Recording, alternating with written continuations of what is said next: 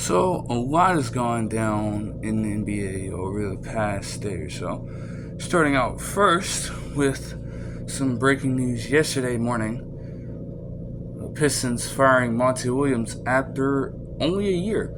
Keep in mind, they hired him last offseason to bring a semblance of some winning culture into Detroit basketball, a team that had been tanking for so long and had also been failing horrifically at what they were supposed to be doing over the past few seasons as far as the 2020s go.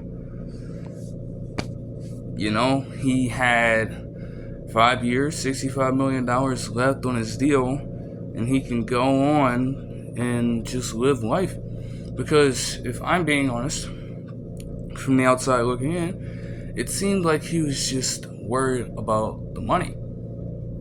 Now, there are multiple sides to look at this thing from. I'm going to go with this side first. Clearly, Monty Williams brought no effort at all into this job. You recognize that this is one of the worst teams in the league. They bring you in because they think you can help them turn things around. At least get them on the right track. Instead, you lead the team on one of the worst losing streaks in NBA history in a regular season. And not to mention, you're picking some of the worst rotations and starting lineups possible. For a while, players like Killian Hayes and Isaiah Livers were getting legitimate playing time. And every time they failed, to the point where neither of those two are with the team anymore. You're playing guys like Stanley Yamute, Eugene Omoruyi, willingly over trying to develop guys like Jaden Ivey, putting the ball in Cade Cunningham's hands, or favoring Asar Thompson a little more so he can get some early development going. Nope, you just bypass all of that.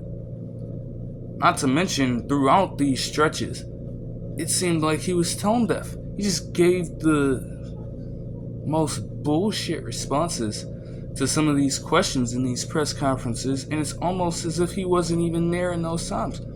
How would that really influence other players on the team to go out there and do their jobs, or a man that isn't really willing to coach them to the fullest of his ability? We know how great he can be as a coach. We saw his success with the Suns. You did not live up to that at all. And I look and I see what Monty Williams is doing over there. That would not make any player run through a wall for you whatsoever. Of course they sucked as badly as they did. And even with that, they still failed. They still ended up with only the 5th overall pick. Now, this draft is weaker, but they still have not fully tanked. They haven't. They have not done this in the most effective of ways. Now, from the other standpoint, the Pistons just have this kind of atmosphere around them. Like, they always just seem to have a losing culture with these teams. I mean, so you're bringing in a guy like Monty Williams, though for the most part in his career, let's say, he's had some teams that were just very shitty. But I'll say, you know,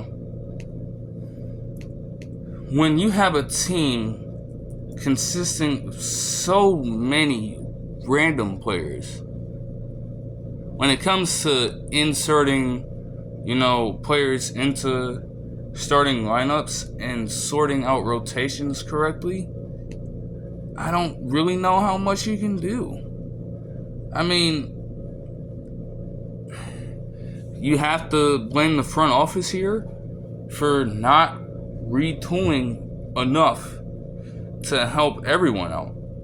because that's a recipe for disaster to bring in a head coach that is accustomed to nothing but winning and still have a losing culture existent. Of course, the newest head coach would not be so willing to adjust, because he looks around and he just sees all this randomness, and it's like, what the fuck? Like, just think about this for a second. You have your guys, one like Cade Cunningham, Jaden Ivey's a good player, Jalen Duren's a good player, and honestly, he had a fine season. But to still, what avail? They just sucked flat out. 14-68. You have Asar Thompson, aforementioned, and Isaiah Wiseman is decent, but just hear out some of the other names on this team. Marcus Sasser, another rookie, got legitimate playing time as the backup point guard for a little bit. I know he had some decent games. He had others where you just questioned why he was on the court. James Wiseman is a draft bust, getting legitimate playing time for this team after they let go of Marvin Bagley III. Evan Fournier got playing time for this team after they traded Alec Burks back to the Knicks. There's no reason why he should be getting any minutes whatsoever in 2024. He's never been that good as it is, and they decide to go and get this man during the trade deadline. Like, that was really gonna resuscitate their season. Troy Brown Jr. got minutes. Jared Rhoden got minutes. Malachi Flynn got minutes and had 150 piece and dipped. Outside of that, what else did he really do of note for this team? Not a damn thing. Simone Fontecchio got playing time. Chimezia Metu got playing time. Tosan Ebomwan got playing time. An undrafted free agent picked up by the Grizzlies earlier in the season, and he was getting time for them in an entirely different context because all of their guys were hurt. He was getting legitimate playing time. Buddy Boeheim, son of Jim Boeheim, renowned Syracuse head coach, got playing time for a little bit. Quentin Grimes, honestly, from all that I'm hearing, it seems like they want to retain his services and see what he can do as a depth piece on the bench. And then Taj Gibson gets playing time for some reason in 2024. That is not a lot to work with. There's not a lot of damage you can do with putting some of these players out here. So of course it's going to look bad at that point. And you're not going to get a head coach that has done nothing but succeed in most other places to just completely adjust their style to a rebuilding team. Because let's face it, they still have no choice but to rebuild. They are not getting the results they need, but they are nowhere, and I mean nowhere near championship contenders. So they're just going to continue beating bottom feeders until something gives. Who knows? Maybe they get lucky at a head coach position. Honestly, they still have a decent, list of head coaches on the board. I wouldn't be surprised if they try to make a move for James Borrego. We'll see what Tryon Longdon does there. And at least they have him now to potentially just set a new foundation up. That's all they need from Langdon right now. He's not going to have the greatest amount of success quickly. That's understood with a team like this. But if he can just set things up early on, get some different things aligned early and have some implementation of a new culture, a new dynamic that will help the Pistons in the long run. It will not be immediate, but in the future, it will pay off if they can pull this off. Thank goodness that Troy Weaver's gone, eh? Other news from yesterday, Pascal Siakam getting a 4-year, $189.5 million contract extension with the Pacers, or at least he's set to when free agency officially kicks in. It is a solid contract, and it helps them retain a secondary superstar alongside Tyrese Halliburton. Honestly, yes, they got their asses kicked in that series. But Pascal Siakam did do some decent work alongside Andrew Nembhard, and honestly, in games where they got close to winning or had leads, he was the catalyst for that, sliver of success. It's going to be very difficult for the Pacers to get back to a conference finals appearance in the Eastern Conference, despite it being the easier conference. Because so many teams, like the Bucks, like the 76ers, you would expect them to come back next season healthier and possibly reloaded in a way. But you saw great things from the Pacers overall this series. And having somebody like Pascal Siakam near the top of the helm will certainly keep them in the mix at the very least. They definitely overachieved, but they will definitely be in playoff contention as long as he's retained as a member of the team there. Now today, more breaking news in the morning. Apparently, all the rumors and shit about, LeBron is recruiting and everything like that, they are true, because as of this morning, Rob Pelinka was getting ready to sign JJ Redick as the next Lakers head coach, and it was made official later on this very afternoon. They're giving him a 4-year deal to quite literally just ride it out with LeBron over maybe the next 1 or 2 seasons. Try to implement a new system that can help Anthony Davis succeed as the secondary guy and potentially the next man up in LA. And bring along their other role players. See what, offensive sets and things like that can work best for them. Obviously, there is no debate about JJ Redick's basketball IQ being a player of the game for such a long time. And honestly, for a while there, being one of the best broadcasters, analysts per se. He broadcasted a few games every now and then, but one of the better analysts out there in the basketball landscape today, and you're combining him with LeBron, obviously, being one of the greatest players of all time.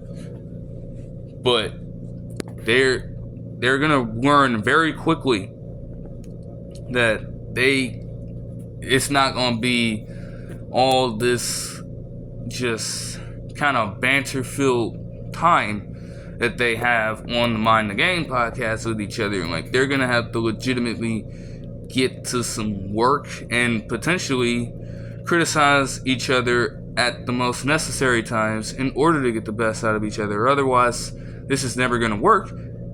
And also, again, the Lakers better have the utmost confidence in what they're doing, because if they don't believe right now that this can pan out. This is a heavy risk. So they need to have some level of confidence, delusional or not, in what they're doing. Because if they don't, it's certainly not going to work. And they're just screwed from the very jump.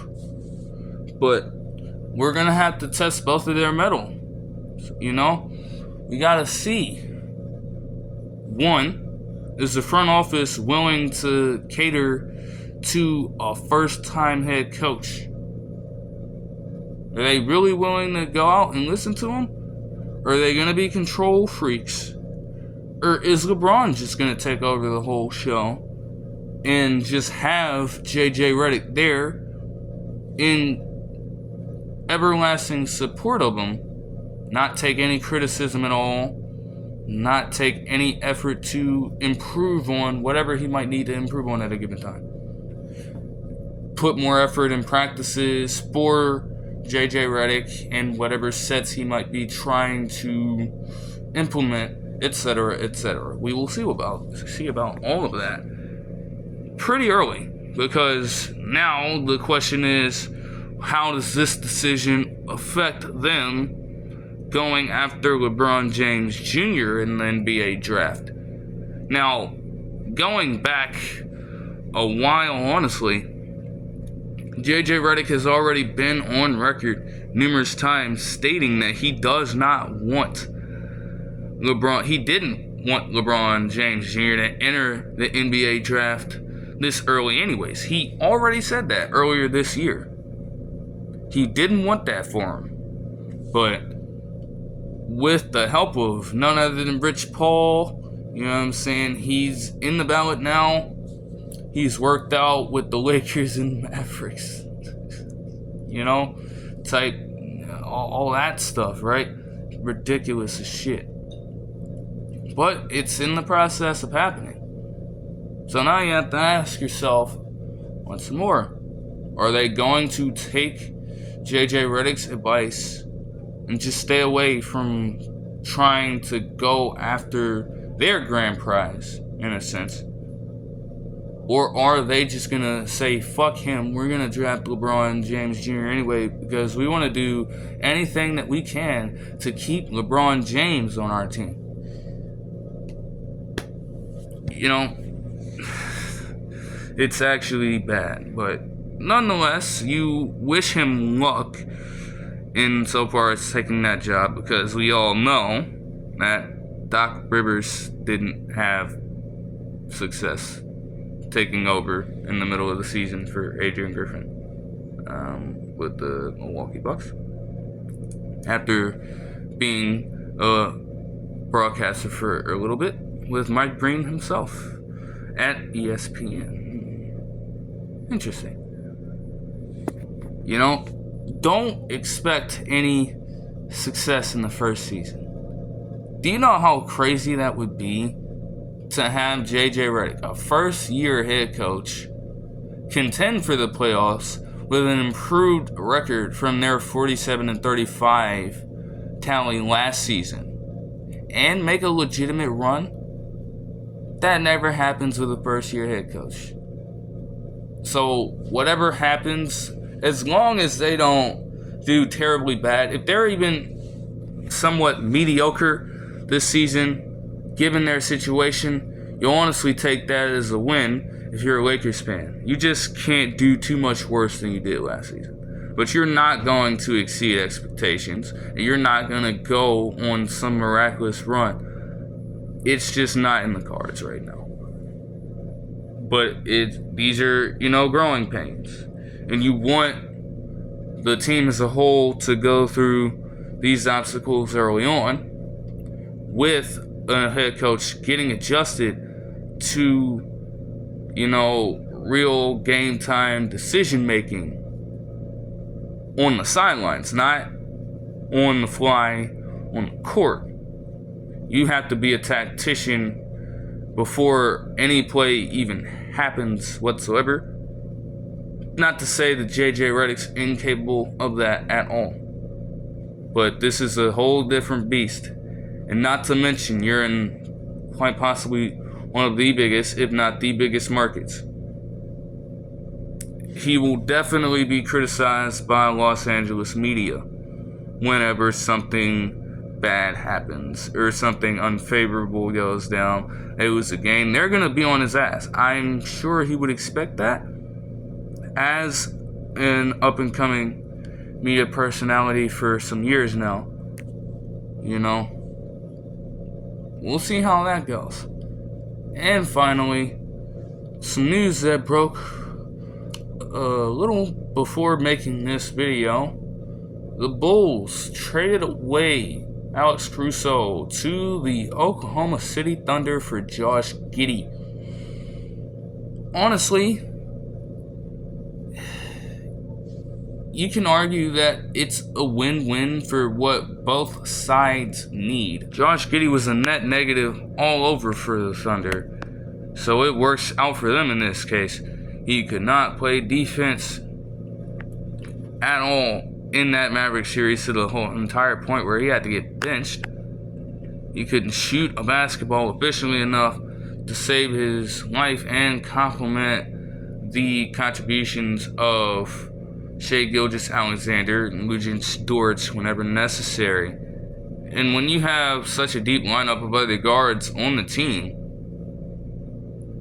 if you're going to have Giddey out there being a detriment to your success, you can afford to let him go. Not to mention all the other potential assets that the Thunder are going to have anyway, so they can let him go. Now, you get a guy back in Alex Caruso, who is one of the better defensive guards out there. He apparently was top 5 in steal percentage over the past few seasons, and somehow DeLon Wright of all guards tops that list.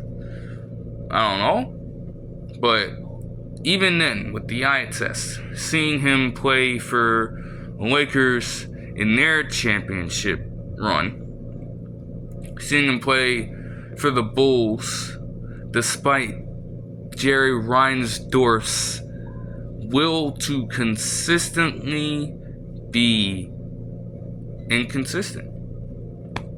Just right smack dab in the middle. 41 wins a season is certainly going to get the Bulls to where they need to go in his eyes. They don't need to contend for any more championships because they had all their glory years in the 90s. All that junk. Like, thank goodness he is out of there.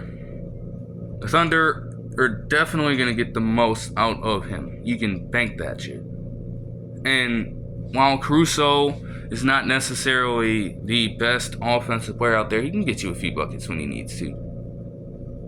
And he can also shoot some threes when he needs to. Won't be the most efficient, but he'll be capable enough to last on a court so as not to be an offensive liability. Also, whatever he doesn't do there, his defense more than makes up for. And you have a pool of other guards to use at any one time.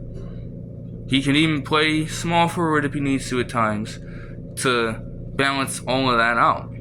Have Jalen Williams at the 4, Chet Holmgren at the 5. Maybe you run Aaron Wiggins or Cason Wallace at the 2. You can do whatever you want. You have all of that lined up, so it works perfectly. And as for the Bulls, well, it is ideal because you aren't sure about Zach LaVine right now. You're probably trying to move on from whatever quote-unquote big 3 they have there right now. I would hope that is what they're doing because it's over. It is just over. Not to the extent of the just absence that the Nets' big 3 had overall. Because at least, even with 1 or 2 of them being hurt, they were still able to get closer to an NBA Finals appearance than the Bulls ever did in this period of time. Ever. Those three just don't work well together, and they're all getting older. You just have to let go at this point. It's not going to work out like they want. And Lonzo Ball also we still don't know about his injury to this point.